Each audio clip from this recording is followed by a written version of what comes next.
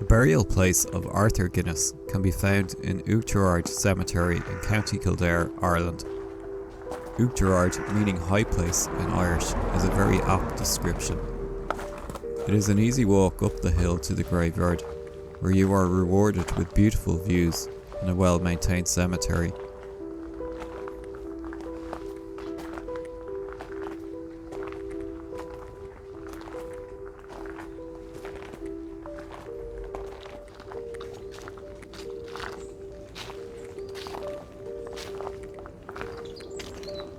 Saint Brigga, not to be confused with Saint Bridget, the patron saint of Kildare, is said to have founded this monastery in the 6th century.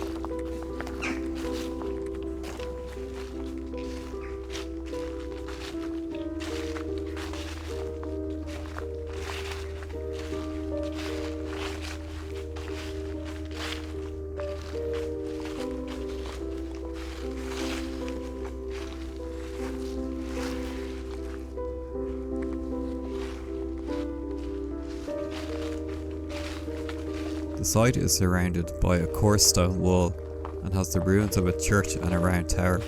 The church may date back to 1350 and was most likely built on the original remains of an early Christian monastic church.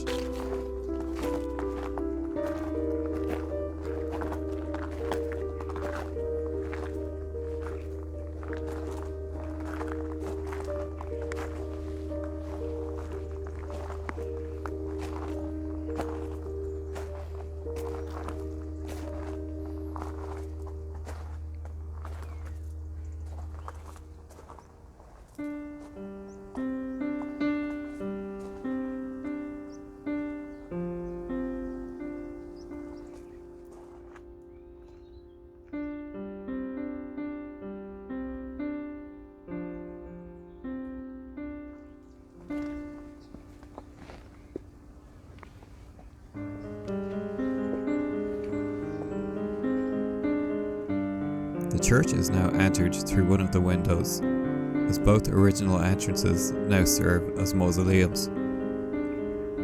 Richard Guinness, father of Arthur, married Elizabeth Reid, whose parents were William and Catherine Reid.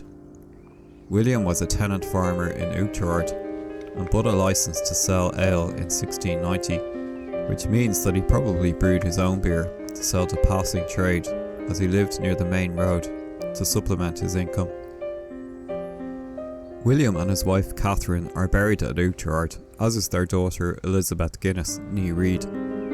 Opinion is divided over the date and birthplace of the renowned brewer Arthur Guinness, sometime in 1724 or early 1725. Some suggestions place the event in the surrounding locality of Ardclogh, possibly in the Reid homestead, whilst others point to nearby Celbridge, where his parents lived in 1725. There is no doubt that he died in 1803, and his remains do lie within the ruins of this church, along with other family members, including his wife Olivia and brother Richard.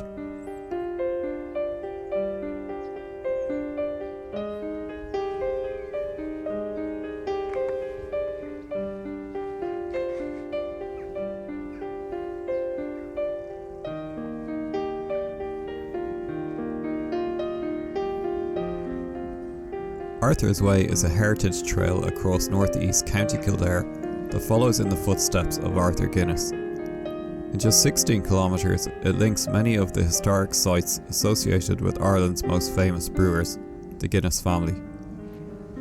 Visitors are invited to explore Celbridge, where Arthur spent his childhood, Leixlip, the site of his first brewery, and Ard Cemetery, Arthur's final resting place near his ancestral home.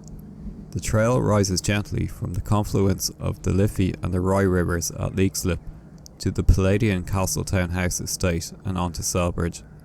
It then departs the Liffey Valley to join the Grand Canal at Hazel Hatch.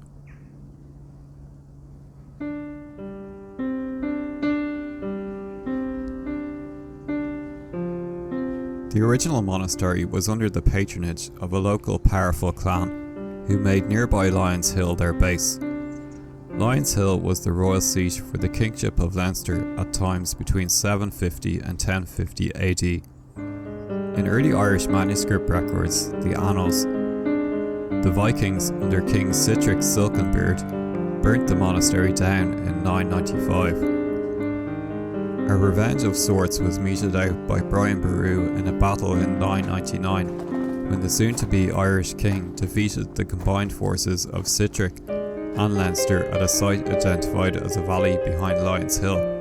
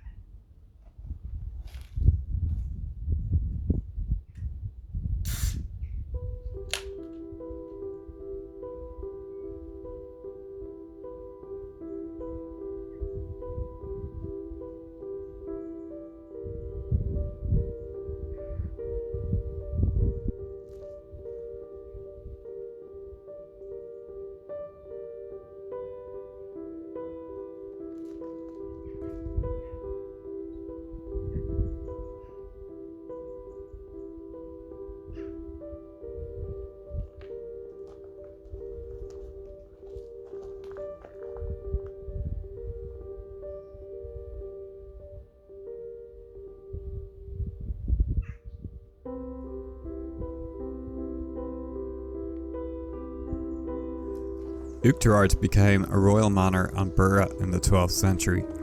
The ruined castle in the adjoining field to the west dates back to Anglo-Norman times, circa 1300. Records show that much of this area was given by Dermot MacMurrough, King of Leinster, to Richard de Clare, better known as Strongbow, as part of a dowry, following the marriage of Strongbow to Aoife, Dermot's daughter. In the roofed part of the church you will find the burial place of the Reid family, not far from the vault of Arthur and Elizabeth Guinness.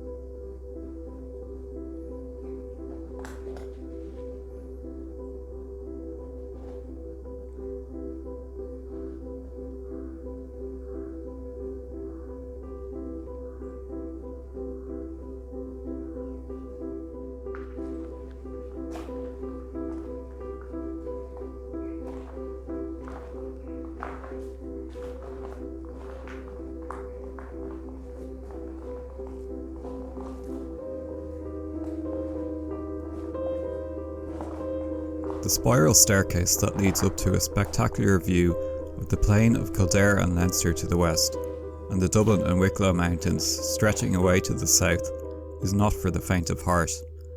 It is a windy, dark passage that is hanging off the side of the building that is being supported by beams.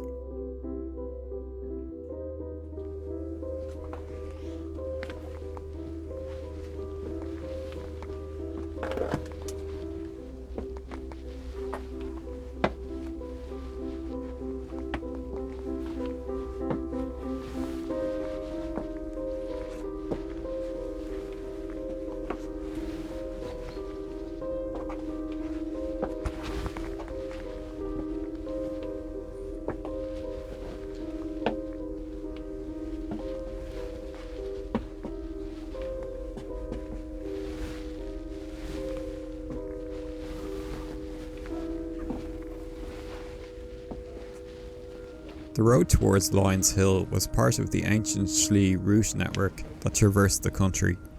These often followed higher ground and gravel ridges called eskers to avoid bogs. According to research, this is part of the Slieve Dála, or way to the Assembly.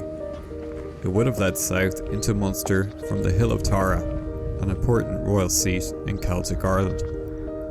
Irish political campaigner Daniel O'Connell fought a duel with one John de Stair in an adjoining field in 1815. De Stair died as a result of his wounds, something that O'Connell regretted for the rest of his life. A boulder commemorating the event was removed, but was re-established in the same field in 2007.